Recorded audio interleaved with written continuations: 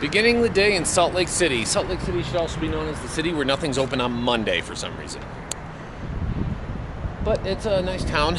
It doesn't have the sketchier areas, I can tell you that some other cities do. So, starting off, see the Great Salt Lake and see northern Utah push on further. And that's how my day begins.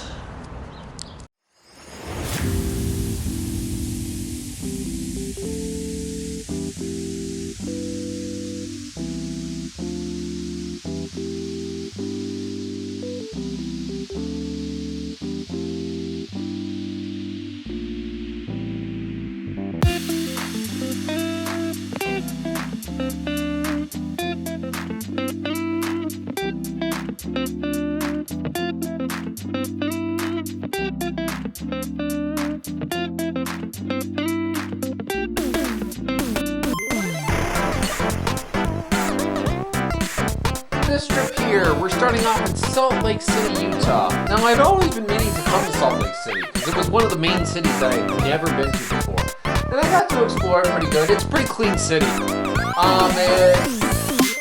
kind of threw me for a loop, kind of like finding my way around originally because it's spread out a little bit around the lake. So it took me a little while to kind of get my bearings of where stuff is. But as cities goes, it's not as confusing. It's no Boston. It's absolutely no Boston. I mean, Boston is just in a tier by itself. Some people like to say Albuquerque has its problems because it's kind of set up diagonally, rather than square. Salt Lake is fine. I like the clean city, good stuff, all that stuff. I did go to the Salt Lake City grasslands, so I'll show that video at some point too. But as it was, I was just headed out, and I knew the kind of territory I was heading into. Because as soon as you kind of get to northern Utah, and as you kind of pass through there into southern Idaho, you kind of hit this real kind of flat land. And I knew I just wanted to speed through it and get it over with, because this is mainly just, farming territory. There's not a whole lot here. You have to grow the food that we eat somewhere. So, so I kind of sped through it. I would stop where I could to just kind of check out what was going on. But this, for the most part, not very eventful or whatnot. I was kind of going through it. It's just kind of like open territory. So just sit back, relax, and just kind of cruise through the whole thing.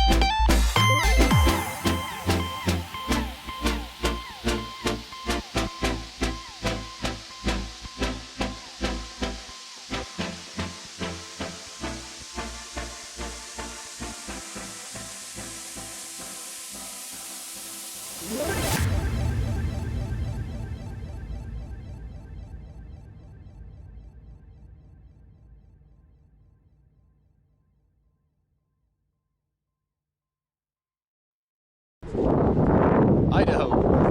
And as you can see, there's a whole lot of Idaho. I'm at a way station rest stop kind of deal. But checking it out. Idaho. It's the vast plains is where we actually feed everybody from, and to get across the country, you gotta drive through it. I mean, it's better than it's more comfortable than doing the the desert, on the southwest desert. Because even though it's warm here, like 120 here, that's nothing compared to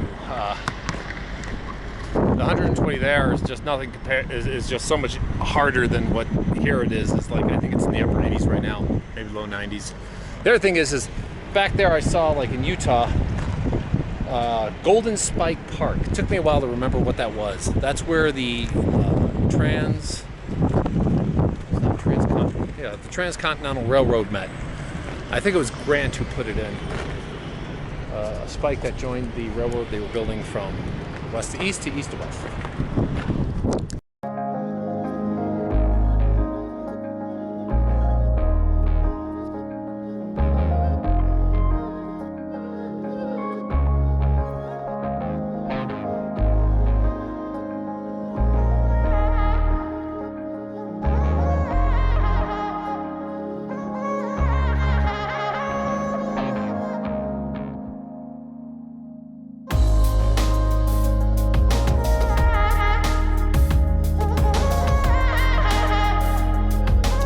Come across a couple interesting things, and there was a few worthwhile stops. Here's one coming up right over here.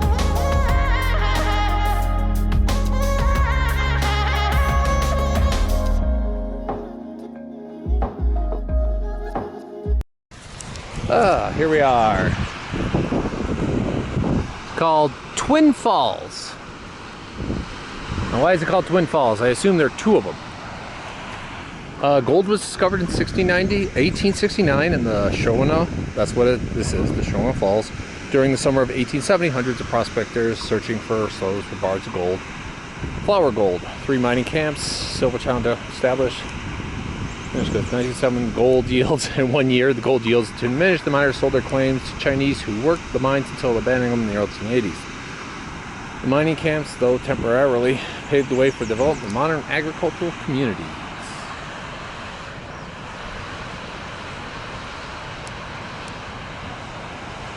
They also have a hydroelectric plant here. Scarred by a flood. Their access to the flood area about 115,000 years ago. Twin Falls was named because the parrot that once poured over the rock was formed that by the flood. Okay. Okay, so it's kind of like what they did. Aerial view. Okay. So that little peninsula right there used to flow right over where that stuff is. So apparently it's still flowing, except it's going down through some turbines. Generates 9 megawatts used when water flows are blah blah blah blah cubic feet built in 1 year. 1995 it generates 23.5 megawatts. It really comes down to hydroelectric power is the best power. The cleanest green energy power. This is one of those hidden diamonds in the rough you bump into. Like, I didn't know this town existed, let alone Snake River.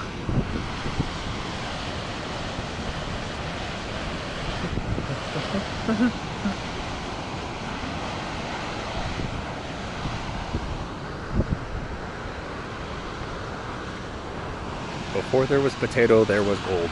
Yeah, you used water to break up the soil so you could look for gold. And you would pan it. Panning was based on the fact that gold's heavier than the surrounding material, so it sinks to the bottom easier. And you just mill off the top stuff until you got to the bottom, and if there was any gold, it'd be in the bottom.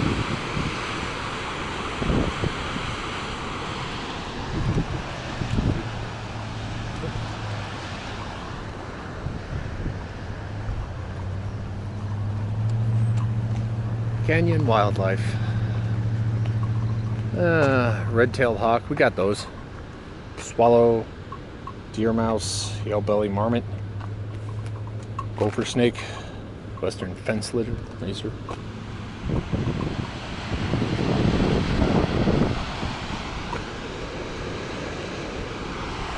think this is a worthwhile stop. Get a drink, get a bite to eat,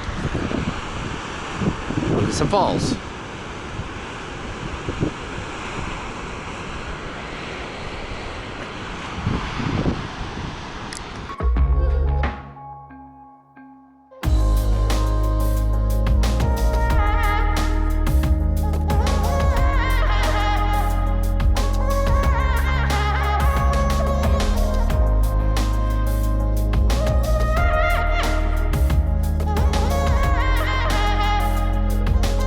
Thousand Springs Scenic Byway. Huh. If I was here and you were to take the whole byway, you could see all this stuff. They seem to have a lot of winter stuff on there. Interesting. And then they're kind of doing a pretty good job of advertising Idaho here. I mean, they're trying to. It's nice because they do have a lot. Idaho, it's somewhat underappreciated. Now, according to that side, the Hansen Bridge, there used to be a suspension bridge there that crossed the Snake River.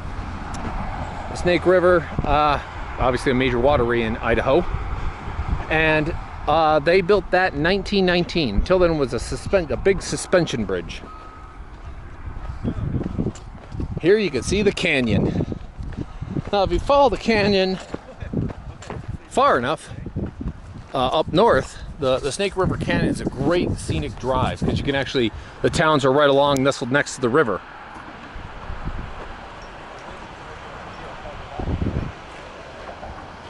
So here, obviously, it's too steep to build a town next to the river, but up north it is. A little ways that way is the hydroelectric plant.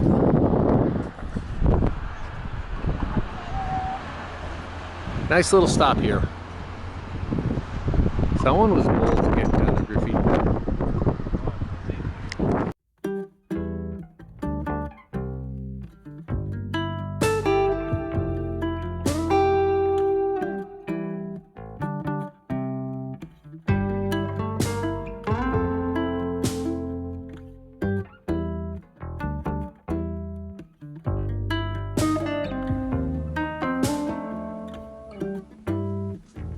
Yeah, checking out the waterfall and the power plant was interesting. It's worthwhile to check out these things.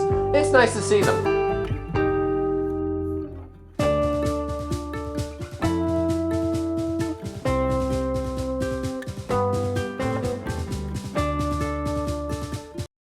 Another rest stop.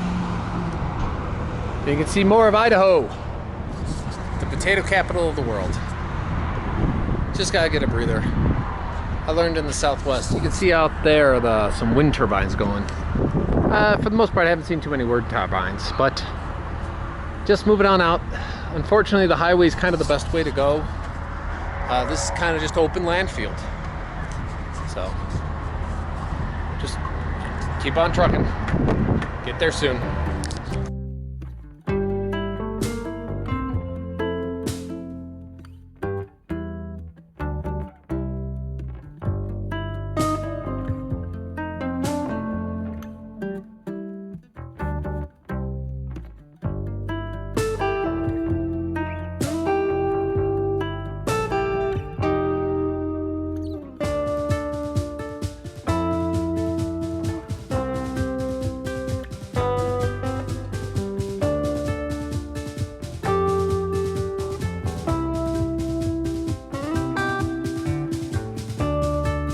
And that was my trip out to Idaho to the next adventure. I kind of like Idaho.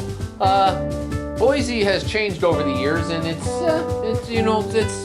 kind of taken some interesting turns. I wouldn't say it's like it's just kind of like you can see the city evolving as it goes. But that's where I was stopping at the end here. Boise City, Idaho.